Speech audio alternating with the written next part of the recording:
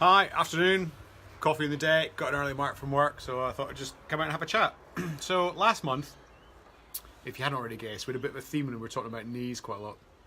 So this month down at the clinic, what we're going to focus on an awful lot more is we're just reviewing a lot of our shoulder sort of treatments, shoulder pathology, the sort of injuries that present and the best case for treatment for them. So to help us along the way, I thought I'd sort of chat to you about it at the same time. And if you've got any questions or any problems with the shoulders, then you can either message me today, message me anytime really through Facebook, or just give us a call at the clinic, and we'll try and answer them this month as we go along. So first thing I want to talk about is this is very common injury that we see. Quite a lot of people coming in to see us with shoulder pain in the clinic have developed it for what appears to be no apparent reason. They more often than not are given some sort of diagnosis that they have either a rotator cuff tear, a bursitis, calcium deposits in the tendon, or a combination of those three things. And it can be a little bit confusing. So what I want to do is I'll just try and shed some light on all that, and then I'm going to share just a couple of little secret tips for you for those people that are sort of suffering, especially sort of new bouts of shoulder pain or acute shoulder pain. So basically, your shoulder is this. So there's your shoulder blade, and there's your arm, your humerus, and this basically constitutes your shoulder joint. And your shoulder joint is possibly, well, it's not possibly, it is actually the most mobile joint in the body.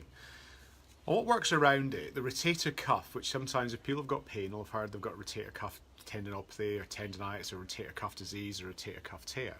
The rotator cuff is actually a group of muscles that are all bound together that surround the top of the shoulder. So if that's the front of the shoulder blade, which sits in the back of your thoracic spine, you've got one muscle with your rotator cuff coming through there, your subscapularis.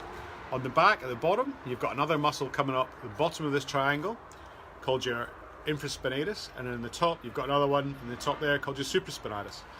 And then under here there's another couple, your teres group, and they form this group of muscles that basically encircle the head of the humerus, and then they help control it. So as it moves, it manages to keep this joint moving quite nicely.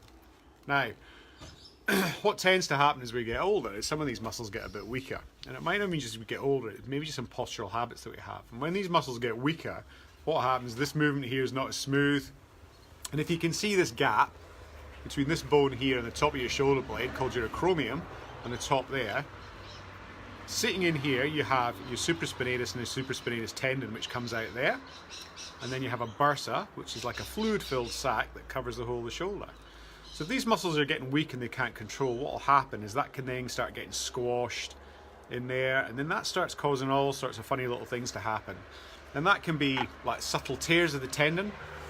It can be the development of small pockets of calcium in the tendon as well, which then can create pain. And these small pockets of calcium are possibly the tendon's attempt to try and get better, to try and heal itself, but it's not doing it in a very clever way. And the other really common thing is the bursa, which is a fluid-filled sac that sits in there.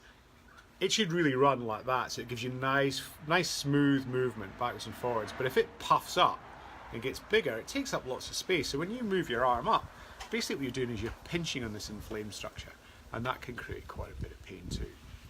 Now, this being the most common problem, to be quite fair, it's probably the most common reason for it is a weakness of the structures around about there. So our priority down at the clinic is number one, to get you moving relatively pain-free as quickly as we can. And then number two is to try and get that cuff and that shoulder as strong and as healthy and fit as possible. It can take time to get that fitness and that strength. So it may have to work in the shoulder for anywhere up to about 9 months to a year. To get you out of the pain stage though, hopefully shouldn't take us too long. Hopefully we're only taking a matter of 4 or 5 weeks to really get things settled down and you're happy.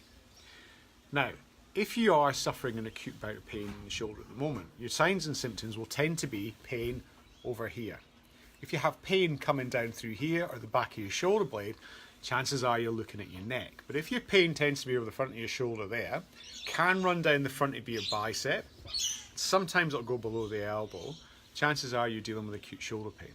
So my couple of tips would be, number one, get a towel, roll it up, stick it under your arm. And if that makes the pain go away or eases the pain significantly, you can have that under your arm when you're at dinner, if you're reading a book, reading your iPad, having a coffee.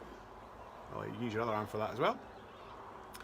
You can even drive with it and do your daily activities. And if that helps to settle it down, then that's a really good thing to use in the first few days of an acute shoulder pain.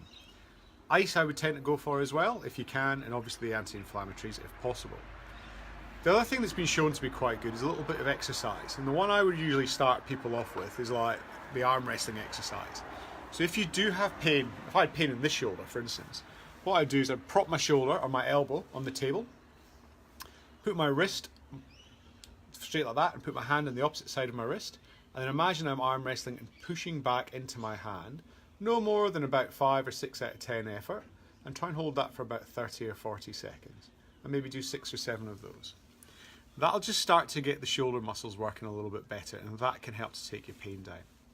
And that's usually quite a nice way to get started.